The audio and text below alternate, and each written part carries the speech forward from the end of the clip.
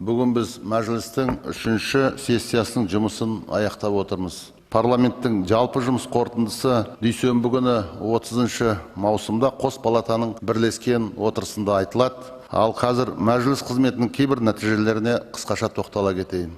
Осы сессияда біз 39 жалпы отырыс өткіздік. 249 мәселені қарадық және 90 заң қабылдадық. Сессияның ашылуында мемлекет басшысы Қасым-Жомарт Кемелұлы Тоқаевтың өзі дәстүрлі түрде депутаттардың жұмысына серпін берген болатын. Президенттің Қазақстан халқына жолдауларында, сайлауалды бағдарламасында, сондай-ақ ұлттық құрылтай отырысында айтылған бастамаларын іске асыру біздің жұмысымызда өзінің жалғасын тапты. Депутаттар ең әуелі азаматтардың әлеуметтік жағдайына ерекше мән берді. Біріншіден, біз міндетті әлеуметтік медициналық сақтандыру жүйесіне қатысты тәсілдерді қайта қарадық. Барлық азамат үшін, тіпті сақтандырылмаған болса да, алғаш жүгінген кезде тегін базалық медициналық көмектің сақталуы үлкен жетістік болды.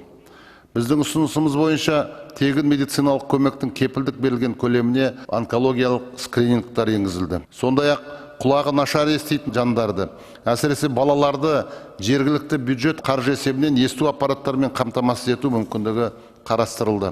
Балалардың құқықтарын қорғау біздің басты назарымызда. Атап айтқанда, кәсіби отбасы институты енгізілді. Енді кәсіби отбасы қиын жағдайға тап болған баланы қамқорлыққа алады, оны балалар үйіне тапсыруға жол бермейді. Сонымен қатар, депутаттар жекеменшік оқу орындарында оқушыларға ыстық тамақ беруді ұйымдастыру жөніндегі проблеманы шешті. Бұл көп жылдан бері шешімін күтіп отырған мәселе еді. Мемлекет басшысының бастамасымен біз келешек бірыңғай ерікті жинақтау жүйесінің заңнамалық негізін қаладық. Жаңа жинақтау жүйесінің арқасында балалардың сапалы білім алуына қосымша мүмкіндіктер беріледі. Сонымен бірге халықаралық ғылыми жарыстарға қатысушылардың үздіктері конкурссыз, соның ішінде болашақ бағдарлама аясында білім гранттарын алатын норма енгізілді. Бұл біздің балаларымыз үшін мемлекет тарапынан үлкен қолдау. Сондай-ақ біз қызметтік міндетін атқару кезінде қаза болған, яғни асыраушысынан айырылған 530 полиция қызметкерінің отбасына ай сайынғы жәрдемақы төлеу мәселесін шештік. Бұл мәселе мемлекет басшысының ерекше назарында. Кеше ғана президент қаза болған полицейлердің жақындарына марапат тапсырып, олардың ерлігін тағы да атап өтті. Оған қоса азаматтық қорғау органдары мен өзге де құқық қорғау органдарының қызметкерлеріне тұрғын үй төлемдері қарастырылды. Екіншіден, депутаттардың қызметіндегі басты бағыт заң мен тәртіп қағидатын заңнамалық тұрғыдан одан әрі іске асыру болды. Депутаттар еліміздің қылмыс жазасы кодекстерін оңтайландыру бойынша үлкен жұмыс атқарды. Азаматтарды қылмыстық қастандықтан қорғауға бағытталған заңдар қабылданды. Жағымсыз әлеуметтік құбылыстарға жауап ретінде интернет алаяқтық жасаған үшін дропперлерге қатысты қылмыстық жауапкершілік күшейді. Депутаттар некеге тұруға мәжбүрлеу ісі үшін де жаза енгізді. Адамның бет әлпетін танып білуге кедергі келтіретін киім киюге тыйым салынды. Жауапкершілікті күшейтумен қатар депутаттар ізгі шешімдер қабылдау қажеттігінде ұмытқан жоқ. Кейбір азаматтардың абайсыздан қиын өмірлік жағдайда жүріп, құқық бұзушылыққа баратыны белгілі. Сондықтан біз есірткі таратушылар мен өндірушілер арасындағы қылмыстық жауаптылықтың ара жігін ажыраттық. Бұл мемлекет басшысының ұлттық құрылтайда берген тапсырмасы болатын. Қазірдің өзінде алғаш рет сүрініп, есірткі жасырған жас азаматтарға қатысты 3000-нан астам іс қайта қаралып, оларды босату мен үкімді жеңілдету бағытында жұмыс жүргізілуде. Бұған қоса, Конституцияның 30 жылдығы қарсаңында депутаттар тарапынан рақымшылық жасау туралы заң әзірленіп қабылданды. Кеше ғана мемлекет басшысы ол құжатқа қол қойды, заң күшіне енді. Рақымшылық жасау арқылы 15 000 азаматтың жаза мерзімі қысқартылады. Оның 2000-ға жуығы бостандыққа шығады. Бұл адамгершілік тұрғысынан өте ізгі әрекет, осылайша шалыс басқан азаматтарға түзелуге жаңа мүмкіндік беріледі. Үшіншіден, заң шығарушылардың басты міндеті жаңа экономикалық саясат үшін берік негіз қалыптастыру. Осы сессияда депутаттар бюджеттік фискалдық рәсімдер тәсілдерін толығымен қайта қарады. Біз қабылдаған жаңа бюджет кодексі арқылы бюджет процесі едәуір жеңілдетіліп, 2 есеге дейін қысқартылды. Ұлттық қор активтерін басқару стратегиясы өзгертілді. Өңірлердің қаржылық дербестігі артты, олардың түсімдерінің өсуі бүгінгі күнде байқалып отыр.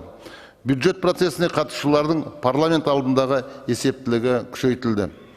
Осы сессияда ең қызу талқыланған құжаттың бірі ол салық кодексі. Депутаттық корпустың алдында тұрған стратегиялық міндет мемлекеттің азаматтар мен кәсіпкерлердің мүдделері арасындағы ортақ мәміле табу болды.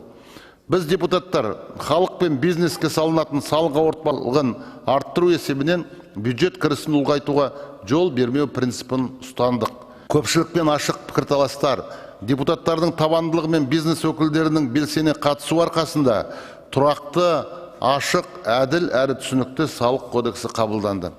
Төртіншіден, прогрессивті су саясатын қалыптастыру бағытындағы жұмыста белсене жалғасты.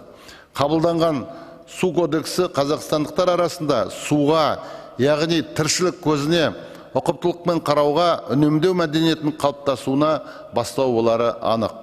Бесіншіден, жаһандық геосаяси ахуалды көріп отырсыздар. Осы орайда мемлекет басшысы халықаралық бағытта өте белсенді, теңдессіз қызмет атқарып, байыпты да сындарлы сыртқы саясат жүргізуде. Бұл жұмыс біздің тарапымыздан заңнамалық тұрғыдан уақытылы қолдауды талап етеді. Осы бағытта 36 халықаралық шарт пен келісім ратификацияланды.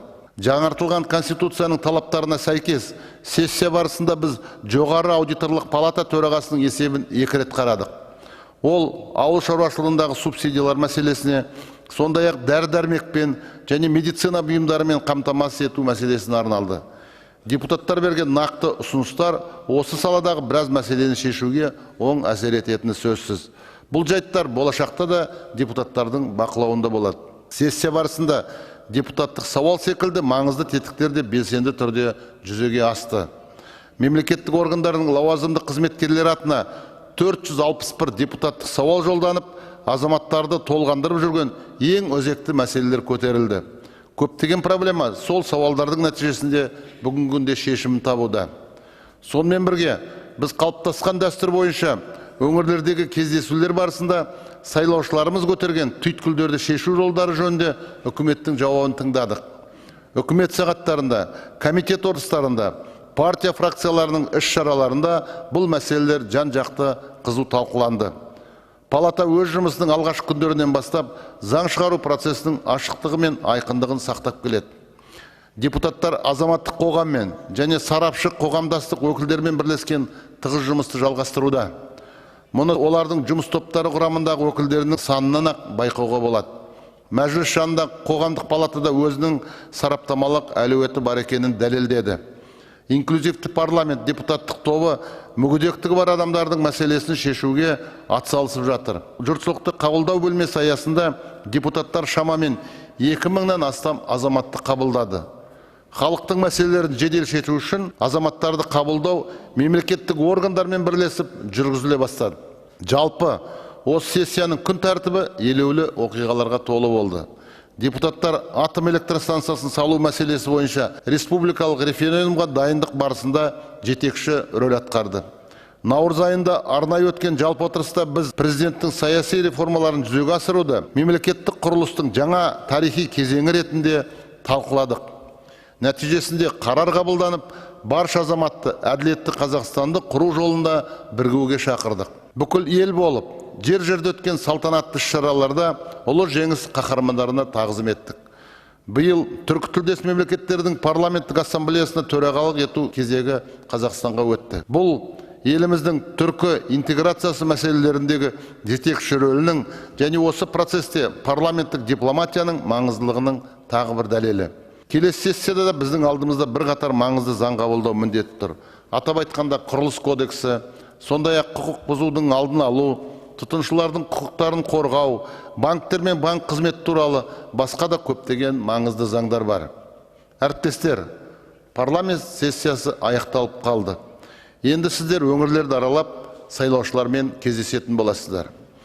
Бұл бізге ел жұрттың сауалдары мен ұсыныстарын өз аузынан естуге, өңірлердегі шынайы жағдайды өз көзімізбен көруге үлкен мүмкіндік береді. Сөзімді түйіндей келе, сіздерге атқарған жауапты әрі нәтижелі жұмыстарыңыз үшін зор алғыс айтамын.